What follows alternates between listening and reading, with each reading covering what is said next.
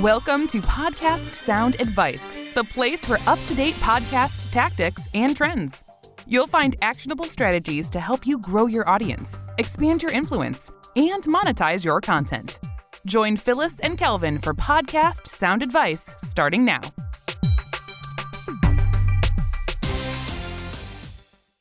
Joining us today is one of our podcasters, Laura Prisc. Laura is the founder and creator and host of Making Space for Conversation That Matters podcast. And she's also a business owner and an author. She's a leadership consultant and a mom. She's a very busy woman. So thank you for taking time to be with us today, Laura. Thank you. I was excited to get invited, Phyllis. Good. Well, just so people know a little bit about your podcast, just give you some details. Laura started her podcast in July of 2019, so she's getting really close to her 1-year mark. She has already published, at the time of this recording, 39 episodes. I know she's already got 3 or 4 more that are already recorded that will be released as this comes out. So she's well on her way to the 1-year mark. So Laura, tell us a little bit, the Making Space for Conversations That Matter podcast. What was your, initial inspiration for wanting to do a podcast, and that podcast in particular? Well, so I love to talk to people. I love the opportunity to have deep, meaningful conversations about real stuff. The superficial, shallow, small talk just is very draining for me. And the podcast was kind of in my brain for about 3 years. And I kept thinking, I don't know how to do that. I don't know how to do that. But I decided that it was time to stop waiting for those conversations to happen organically and to carve out the time and to create the space, which in this case is a recording space, to just have some great conversations with interesting people about stuff that fascinates me. And so that's what we do. There's not one specific theme. It's not focused on leadership. It's just genuine, real conversation with interesting people. Yeah, and I can attest to that. Laura has had a really interesting variety of people that you've talked to from all kinds of disciplines, I think, and all sorts of backgrounds, which has been really pretty fascinating. Tell me, what is kind of one of the favorite things or something that you've really enjoyed about podcasting, or has there been anything about it that's surprised you? Oh, what surprised me? That once I found someone who knew how to handle the production and the editing and all that technical stuff, that I no longer had an excuse to not do it. And it's been just, the process is just really easy for me. It's been so much fun because I've gotten to explore things with people I know that I wanted to take deeper. It's allowed me to get introduced to people I probably would never have met and get exposed to thinking and ideas and practices and disciplines and, just all kinds of things that I probably would never have gotten exposed to had I not engaged in this. And I just really, really love talking. Well, yeah, and I know you started with some people that you knew fairly well from a variety of experiences, but you've also reached out to some people that you didn't know as well, correct? Oh yeah, so some have been totally blind cold calls, so to speak, through email, just saying, hey, this is what I'm doing and I'm really fascinated by X. I always personalize it to whatever it is I'm curious about that specific person. And really, for all of the invitations I've sent out, I think I've been turned down twice. So it's been really cool. That's great. So just so that people understand this, so you've invited obviously people that you knew and people that knew you, but one of the things that you've been doing is just reaching out to people that you have found interesting or that are doing work that you found interesting, or they've maybe written a book that you liked. Yes. So actually, one of the early ones, Ed Gunger, he's been a pastor for a long time and he's an author. And my sister sent me one of his books several years ago called One Small Barking Dog, because I used to have a small barking dog and she thought it was funny. But I really connected with the book. And there was a passage in there where Ed was talking about something going on in his life that brought me to tears when I read it. And so I thought, ooh, if I ever have an excuse to have this conversation with him and dig deeper into this, I will. And so I sent him a note by email back in May or June. And literally, my family and I were getting on a plane to go to Florida for our family vacation last June. And I got the email from him response back while we were in their airport in Columbus. Sure, I'd love to do this. Tell me how it works. And I was like, yes, right there in the airport. I'm sure people thought I was nuts, but yeah, it's that's how it works. Yeah, that's nice. So I hope other people will hear that and be encouraged, because I think sometimes they can, can be a little nervous or reluctant to reach out sometimes. And my experience has been similar to yours in that most people do say yes. Most people are happy to be asked to have the opportunity. Yeah, there's another one if I have time to tell this quick story. So there's this man in the Pacific Northwest who is a really talented artist. And once upon a time, he actually used to be a model and a TV star. And I have loved his painting for years and years and years. In fact, I have one of his paintings downstairs. And so I've been sort of lurking around and following him for years and years and years. And so finally, probably about 6 weeks ago, I finally got the courage to send an email and say, hey, this is who I am, this is what I'm doing. And we had a couple of sort of random things in common besides the fact that I bought his painting, and said, I'd really love to explore the conversation around creating and life. And I thought, oh, I'll probably never hear from him. And then about a week later, I opened my email and there he was. And I was like, oh my gosh, I can't believe it. And so I wrote back to respond to some questions that he had and said, if you prefer to discuss this by phone instead of email, here's my number. And about a half an hour later, my phone rang and I was just shocked. And he's turned out to just be the nicest man. We haven't had the opportunity yet to record his episode, but I am so excited about it. Oh, I'm excited too. When you record that episode or when we release it, for sure, you will have to remind me and let me know so I can be sure and share his info with everybody and kind of relate back to this story, because now people I know are going to be wondering. Who is it? Who is it? Yeah, I'll be looking forward to hearing it. If you were going to give advice to someone, you mentioned that you'd had the idea for your podcast in your head for quite a while, a couple years. We hear that pretty often, that people have been thinking about this for a while. So if you were going to give someone some advice today, what would that might be? If they kind of have that idea in their head, they've been thinking about it, what might you tell them might be a good first next step? Well, for me, and this is one of the things I encourage people I work with to do with any kind of vision about something they want to create that's bigger than, what's for dinner tonight, is to literally sit down and write it out. Write out your thoughts so you can capture them, you can think into them, you can recognize gaps, you can make them more concrete, hear how it sounds outside your head, and really kind of map out the framework for, what do I envision this to become? What's the outcome I desire? What's the experience I want to have? What do I want to explore or share or teach or talk about, whatever your focus is. And then think into what could this look like over the next few months, 6 months, 12 months, 18 months?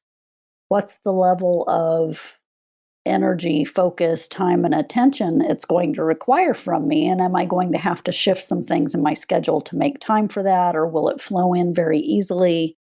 If you're going to have guests, for me, it was really helpful to sit down and craft out my wish list of, who would some of those Yeah. dream guests be? And who do I know will say yes, so that when I get started, I know I've got some for sure guests in the bag already.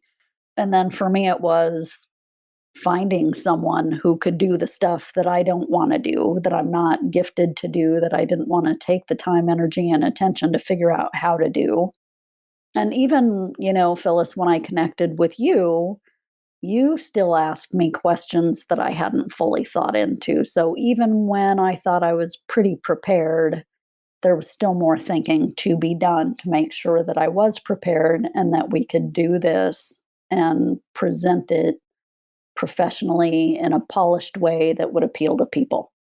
Yeah, that's really helpful. I think your idea of kind of getting the ideas out of your head in whatever way works for people. And, I'm a big sort of list maker. Mm, However, or some people I know like to do some diagramming. But I think that step definitely makes it feel like it's something tangible mhm. versus just sort of an idea or a concept. Yeah, I think it helps, and you'll be a little more prepared for the bumps along the way when you've spent some time thinking it through. Yeah. As you move into podcasting, I guess, because now I think you've got a really good system. You're recording on a regular basis and you've got it kind of, I think, worked into your life. What advice would you give to someone about that? Is there any sort of little hack or any tip that you would give them, especially I think about carving out the time? Yeah, I remember when you and I were talking and you said, some people record in batches and some people just record here and there. And it depends, I think, on the frequency and the length of time that you're planning to have your podcast be. I've been trying to be as accommodating to my dream guests as I can and make sure that we can schedule when it's convenient for them. And so that means I'm not in full control of the schedule. But it's Yeah. been really fun to have, like you said, 3 and 4 episodes done, at least my part of it, so that I can hand it off to you and know that I'm okay for a few weeks if I don't record some more. And so it's been, for me, it kind of works in bursts. There are times where I am recording 1 episode a week, and other times I'll record 3 and 4 episodes in a week. And so it's just really thinking into how is that gonna work best for you? Because then I can sit down and do my pieces, parts, and get them off to you in a burst after recording, as opposed to, every week I need to do something. And for me, it's just nice knowing, okay, I'm covered for the next 3 or 4 weeks. So if I don't connect with somebody interesting or have to wait for someone to schedule, I have some buffer room. Right. Yeah. I think that's really good advice. And again, right now, we're recording this during a time when most of us are staying home all the time. But that's not typical, right? And so you've given yourself too, I know, at times when, again, you're going to be on vacation or you have other commitments and priorities. And so you don't want to have to record that week or maybe 2 weeks in a row, to giving yourself that flexibility in your schedule, which is really nice. One of the other things that I've realized too is because we're really truly deeply engaging in an organic conversation, it's not scripted, it's not an interview. Right. And I tend to be really fully engaged in those, that it can be more draining than I think. And so I know there were a couple of days where I had scheduled 2 or 3, and I schedule myself a break in between. But for me, it's, 45 minutes to an hour for these conversations. And so Right. by the time I got to the third one that day, I was like, oh, yeah, that was not the best idea I've ever had because I'm really tired now. Yeah. Yeah, I've had that experience as well. I think that's a good thing for people to just be aware of their energy level. I have done the Mhm. most I've done is 4. I did 4 in a row one time. And the first 3 went really well. And by the fourth one, I really felt like my brain and my focus was totally scattered. So, but that's just me. We have a couple of other clients that record 3 in a row. I think quite often actually, they seem to just do great and they get into that groove. So I think it's Mhm. okay for people to embrace whatever works for them. And you've obviously found that flow and what works for you based on the other things too that you have going on in your life. Oh, absolutely. One size does not fit all. So for anybody embarking on this, adventure, you just kind of feel your way around and do the trial and error thing, I Yep. think, until you find your groove and what works best for you. And the other thing for me is, I can still show up, but I really want to honor my guests with my full attention and energy. And so I've been more mindful now that I won't schedule more than 2 in a day and with a bigger chunk of time in between so I can recharge. Yeah, good. I think that's helpful. And it's good that you know that. It's one thing, I'm going to just 2 more questions, but one has to do because whether you feel like it or not, you're actually quite a seasoned podcaster at this point. Most podcasts never make it past episode 7. So Really? yes, really. And Wow. so you've already got 40 some recorded and more planned. So, kudos to you, first of all. But how, if it's possible for you to reflect, I think sometimes that first 2 or 3 times you hit that record button, I think for a lot of people it feels scary and a little bit intimidating. And I think once you kind of get used to it, it is less so. Do you have any advice around that for someone? Boy, I don't know, because I was so excited about it. Like, this is really cool. I can't believe I'm actually bringing this to life for real. One of the things that I tell people anytime they're doing something that would equate to public speaking, because in a sense, Yeah. this is, Mm-hmm. right? Be mindful of what will allow you to show up in a calm, relaxed, engaged space. And so if you are prone to a little bit of stage fright, sit down and do some deep breathing and just remember why you wanted to create this and what it is you're excited to share in the world. And to know that when you're speaking, it's normal to pause once in a while. It's natural. Yeah. And while you may feel really self-conscious about it, others probably won't notice. So just do your best to relax, breathe, enjoy it, Yeah. and have fun because you're sharing something important and people need to hear it. Oh, absolutely. I could not agree more. That's really good. Sound advice. Pun Sound intended. advice. Haha. Okay. So the last thing I wanted to ask, and I know that some people, I've had one other person who's like, oh, I can't answer that, but I think that you can. What would be a favorite episode of yours that you've recorded and already published? And if you don't want to say it's a favorite, maybe what is an episode that you would like to point people to that either just might be really timely considering what we're doing right now in the world? I just would love for people that haven't checked out your podcast, certainly check out all of the episodes. But if there's an episode you'd point them to right now, which episode might that be? And we'll link to it in the show notes and we'll make sure people can find it really easily. So does it really only have to be one? Well, let's try and focus on 1, 2 at the very most. Okay. So the one that I think is really timely, and it actually was released recently, and maybe I can't think of the word, but ironically, I guess it actually is focused on leadership. It's the one that I have laughed so hard recording, and that was with David Williams. And I think it's something along the lines of, leadership is not rocket science. We really had a great connection, had a ton of fun recording it. Just, I think some real nuggets of wisdom flowed through us, and I will certainly bring him back as a guest because it just was a ton of fun. And the other one that I would say really was thought provoking for me. And it's somebody I've known and engaged with off and on for several years, and that was Dave Dean.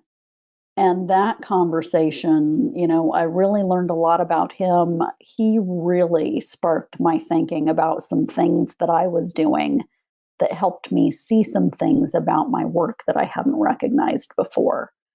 But yeah, the topics are just all so different and the guests are so different. So, I think you kind of have to poke around and find which ones really appeal to you because I think not all of them will appeal to any one person. But I guarantee there's something that will apply to just about everybody. Great. Thank you. Yeah, I think both of those are really good. I think the leadership one in particular, I think particularly timely and relevant. They're all relevant, but I think this one's pretty relevant. So I want to thank you for joining us today. You've been great to talk to you, and I appreciate it. I know we're going to be sharing some information about how people can find not just your podcast, but find your other information. But let's go ahead and just tell people where they can reach you. I know where they can get your book. Tell us those two things so people that are listening can easily connect with you. Thank you. So, for senior executives who are responsible for their team leadership and are finding people to be a bit complicated and challenging, you can request a free copy of my book at consciousleadershippartners.com. If you are in an earlier phase of your leadership journey and need to grow your leadership skills, or you're an individual who is feeling stuck and needs kind of a thinking partner and a guide to help you get unstuck and imagine your future, you can find me at lauraprisc.com. Great. And I can attest, Laura at lauraprisc.com too has a ton of really good information. She has some great videos that are available to anybody who goes there that I found really helpful. So I hope that everybody will check it out. And thank you for being with us today. Thank you for making the time for me. This has been fun. That's our wrap for this episode. We hope you found today's sound advice helpful. Let us know what you think by leaving us a review. You can get more resources at podcastsoundadvice.com. Until next time.